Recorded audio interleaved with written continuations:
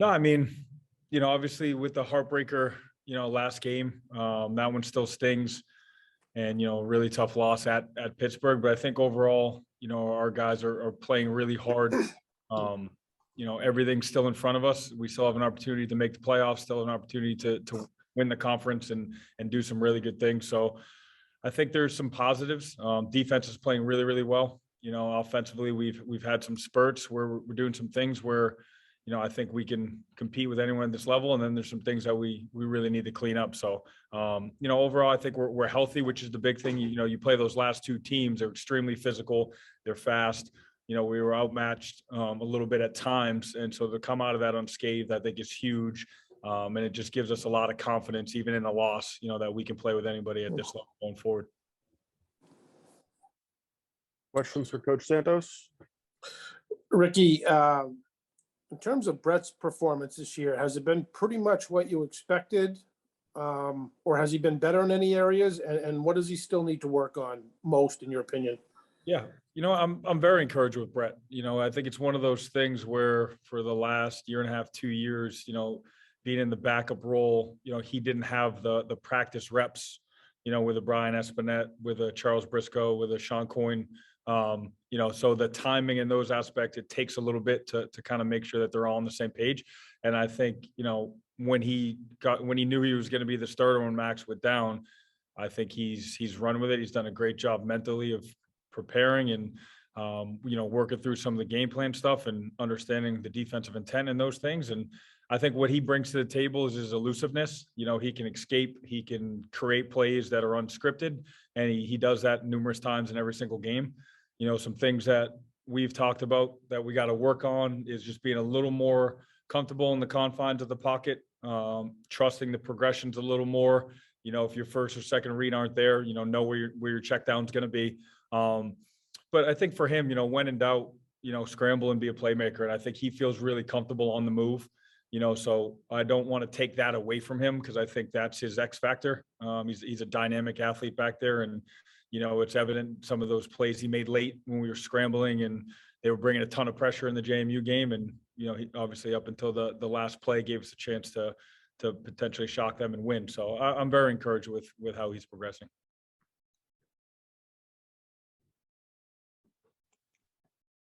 More questions for Ricky?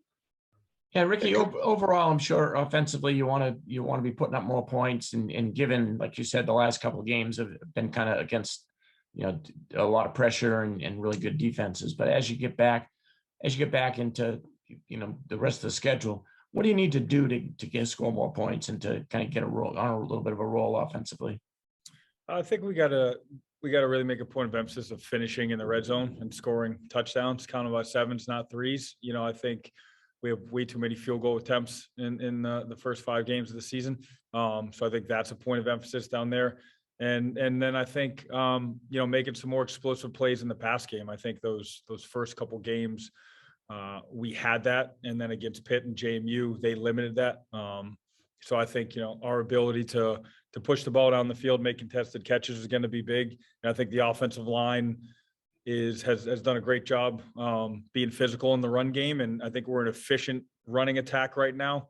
It's also, we've been missing that big home run hit the last 2 weeks that we had through the first 3 weeks. So I think we're progressing well up front, and I think it's on the skill guys to make some plays. And if you look at the Dartmouth team that we're facing this week, they're going to play a lot of zone coverage, right? They're bend but don't break.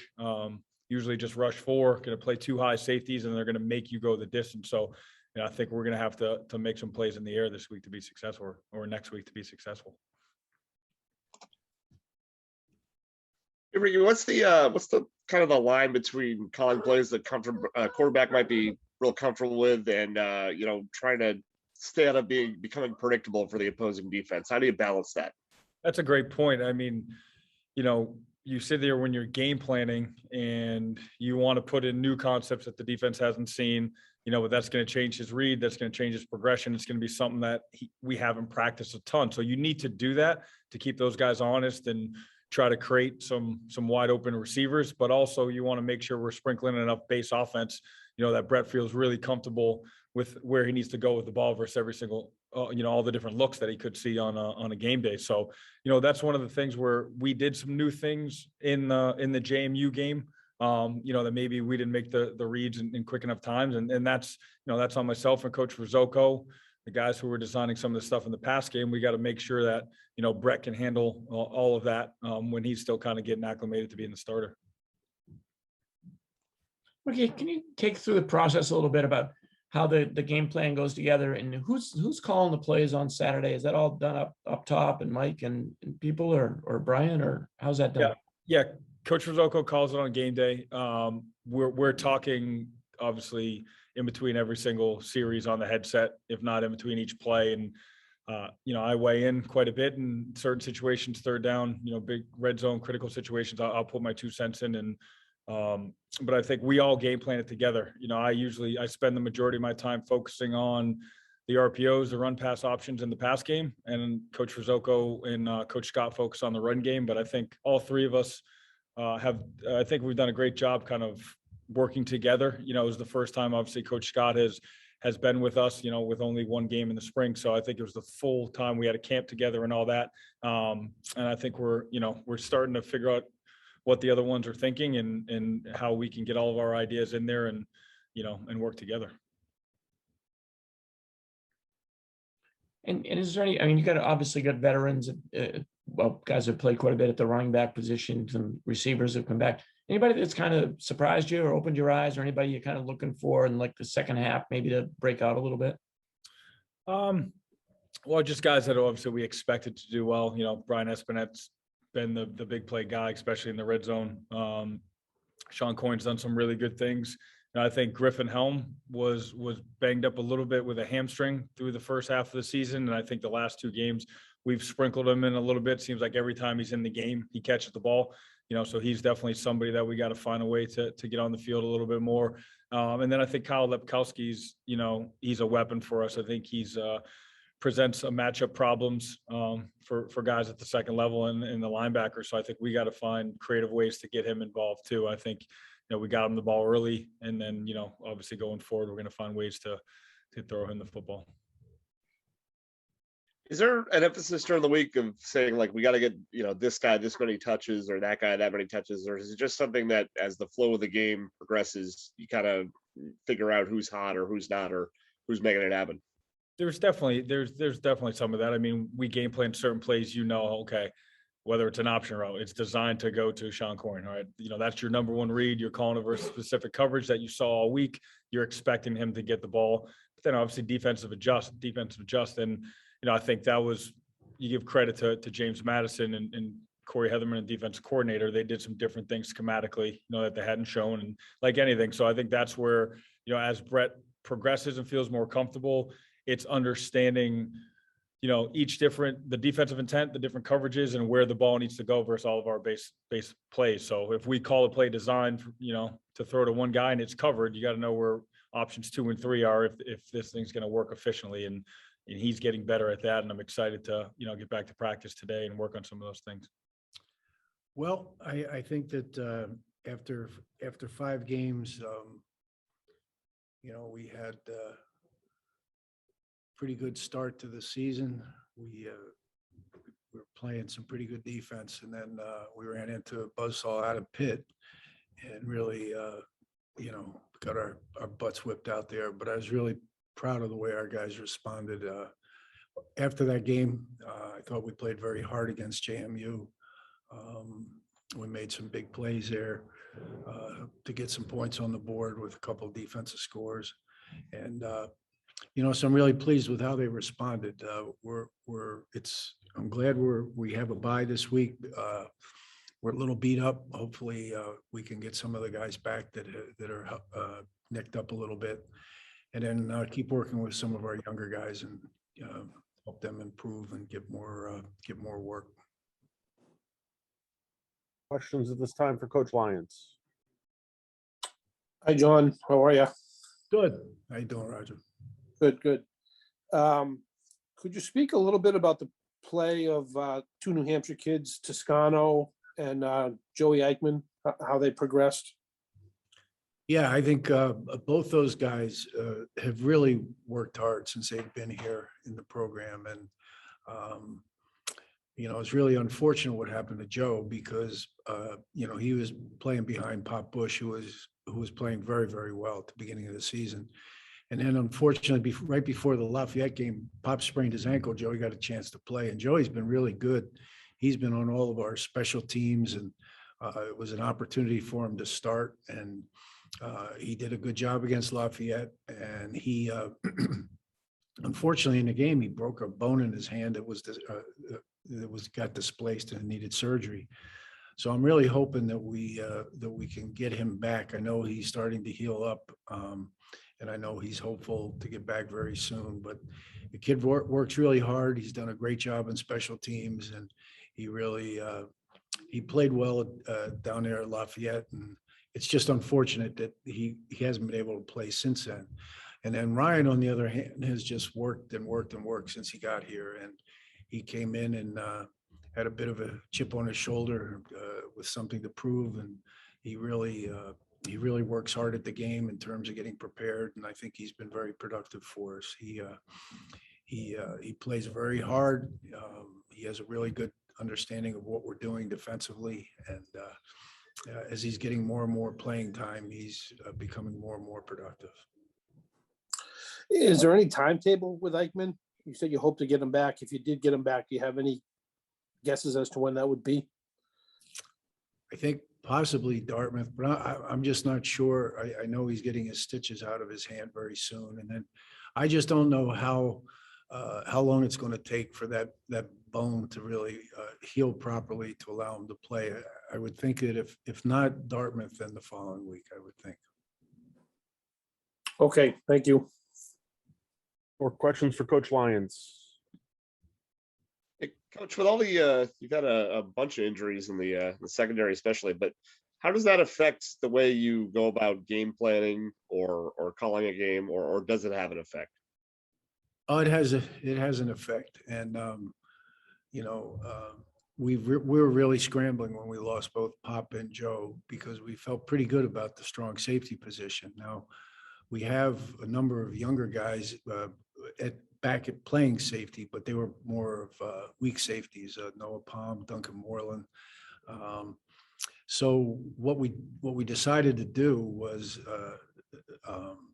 take Noah, and Noah's a good football player, and he's a pretty sharp kid in terms of his understanding of football. He was a very good wishbone quarterback, I believe, in high school, and so he's very athletic. And we took him just a couple of days before the Pitt game and just moved him in there, and he did a really good job in terms of showing up, making some tackles. But it has really affected our depth. And then the other night, after he ran that touchdown back, he was gassed, and he needed a break.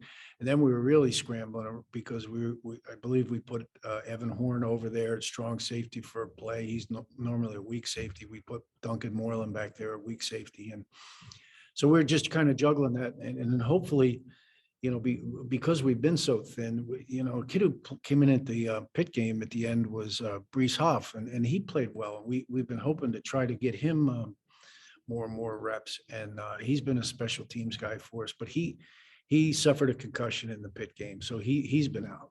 So again, we're hoping to get him back soon because he made some plays at the end of that game, and he just needs to get more reps.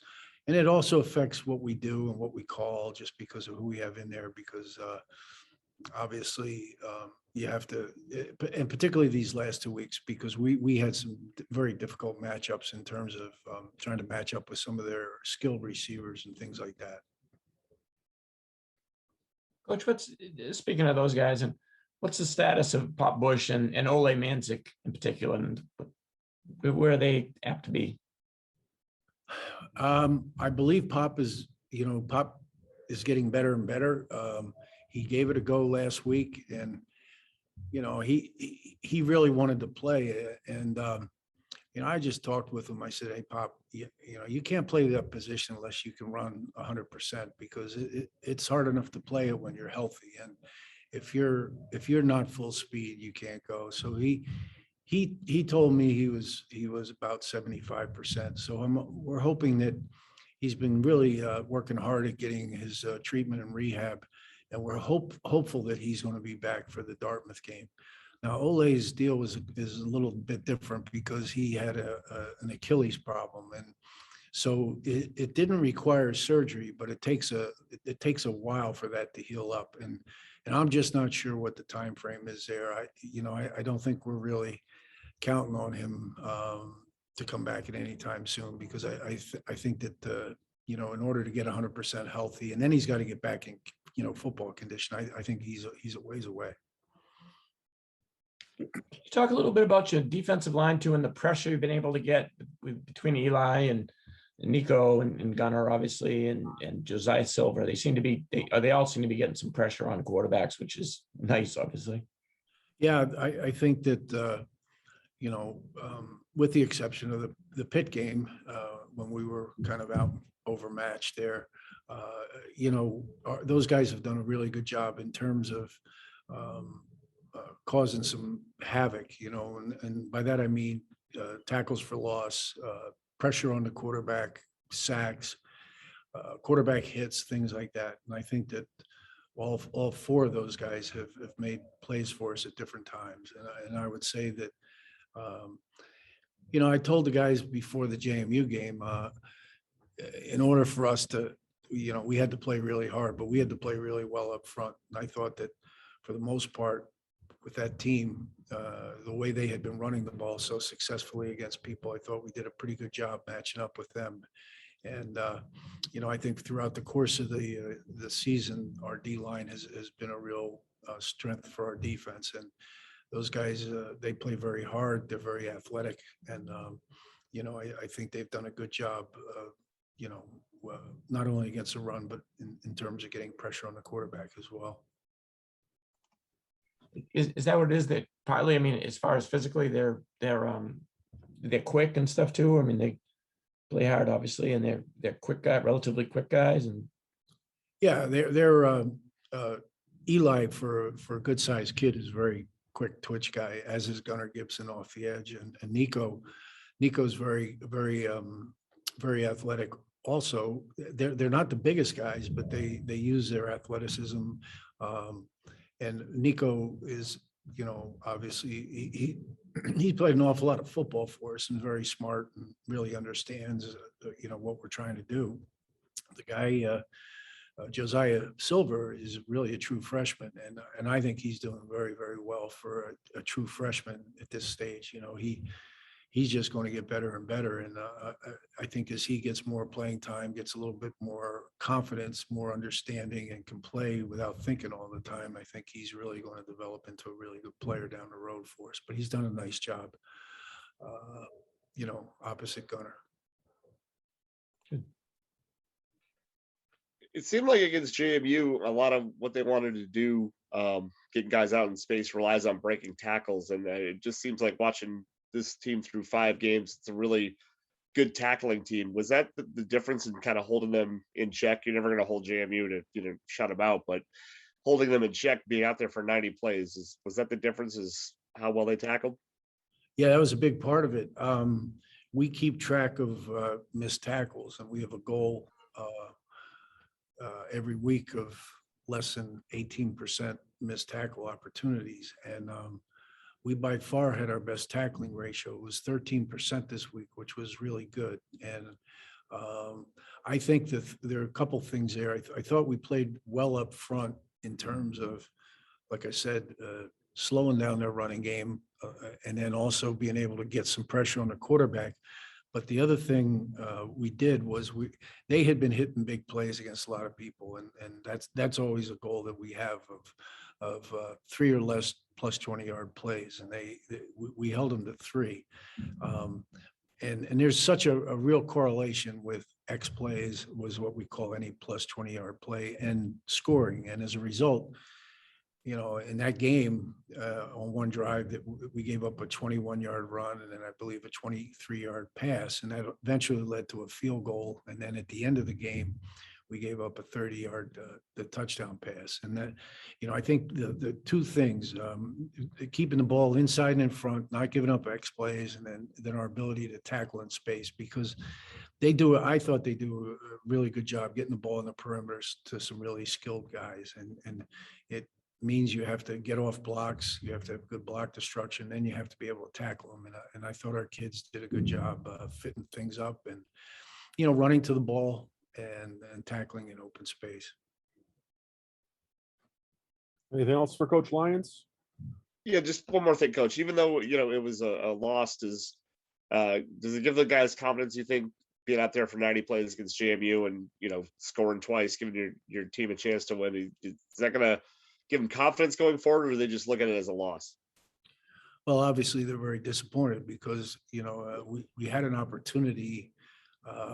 We had the lead in the fourth quarter, and they were able to make a play and score. And then we got the ball back to the offense, and then unfortunately we turned it over.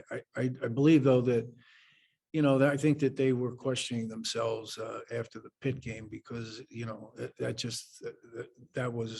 we didn't play anywhere near the way we're capable of. But on the other hand, they were a very, very good team. I mean, they had some outstanding people. And I think just to bounce back and now realize, hey, okay, these guys are the third ranked team in the country and we went toe to toe with them. If we can continue to improve, and when you look at the game itself, there's a lot of not a lot, but there were some mistakes we made at critical times. A couple things on third down that we have to do better. We ended up zone blitzing them a lot, and certain people have different responsibilities, and we have to be more consistent doing that, because when we do it, it worked pretty good.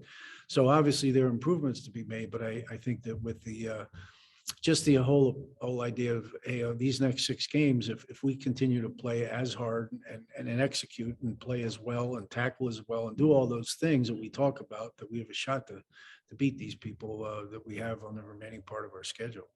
So I think that, hopefully we get a couple of guys back, we get some guys rested up, and that, we're really ready to go next week when we face Dartmouth.